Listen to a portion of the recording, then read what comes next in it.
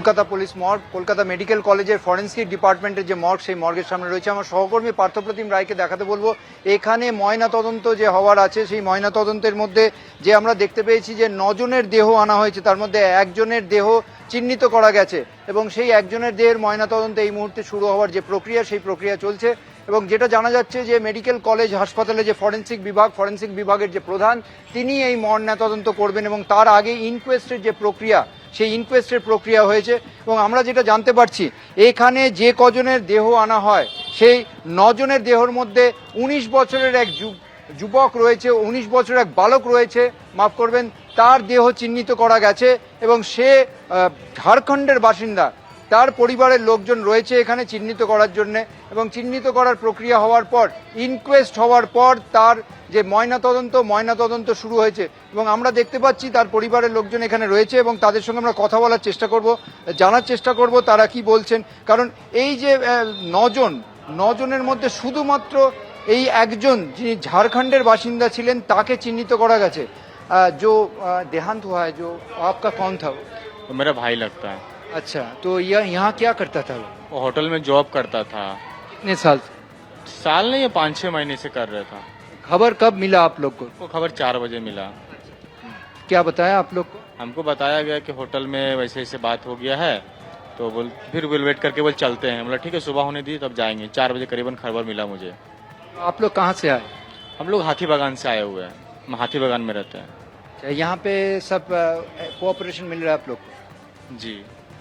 PM हो रहा है, कुछ बताया यहाँ पे? नहीं सर, वो बहुत लेट काम में देरी हो रही है, बहुत सारे परेशान हो रहा है। बोला फलाना काम है, ये काम है, वो काम करके लेट हो रहा है। कब से परेशान है हम लोग।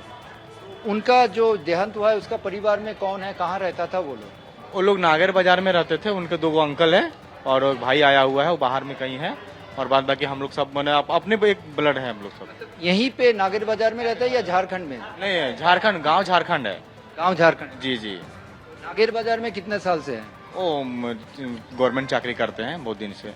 অর্থাৎ শুনতেই পাচ্ছ যে একজন যে 19 বছরের যে বালক, যার দেহ চিহ্নিত করা গেছে, তার পরিবারের লোকজন রয়েছে এখানে, তার চিহ্নিত করা গেলেও এছাড়াও যে 8 জন রয়েছে, 8 জনের দেহ এখনো চিহ্নিত করা যায়নি। এই 8 জনের মধ্যে তোমাকে জানিয়ে রাখবো, একজনের বয়স হচ্ছে 60 পুরুষ, একজনের বয়স হচ্ছে 65 পুরুষ, এছাড়া কারোর বয়স 45, কারোর বয়স 40 এবং যে তালিকা রয়েছে তাদের প্রত্যেকের যেটা দেখা যাচ্ছে যে কাউকে চিহ্নিত করা যায়নি।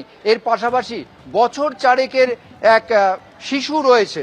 অর্থাৎ এই যে 8 জন চিহ্নিত না করা গেলেও তার ময়নাতদন্ত কিভাবে করা হবে, কিভাবে এগোনো হবে, সেই আইনি বিষয়গুলো সব খতিয়ে দেখা হচ্ছে।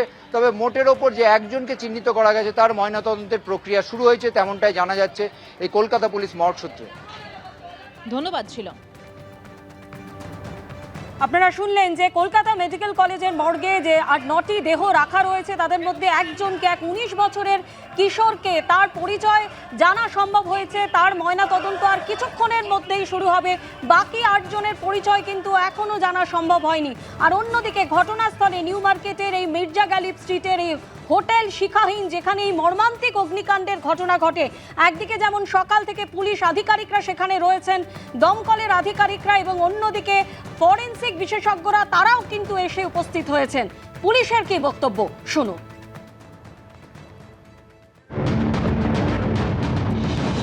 আমরা এসআইটি করছি, এসআইটি গঠিত করা হচ্ছে, 5 মেম্বার হবে, ডিসিডিডি হেড করবেন এবং আমাদের একটা সিউমোটো কেসও করা হচ্ছে, ফায়ার কমপ্লেন দিচ্ছে। সেটা তো অলরেডি ডিজি ফায়ার এবং সিনিয়র অফিসার ছিলেন, ওনারা দেখবেন কীভাবে হয়েছে।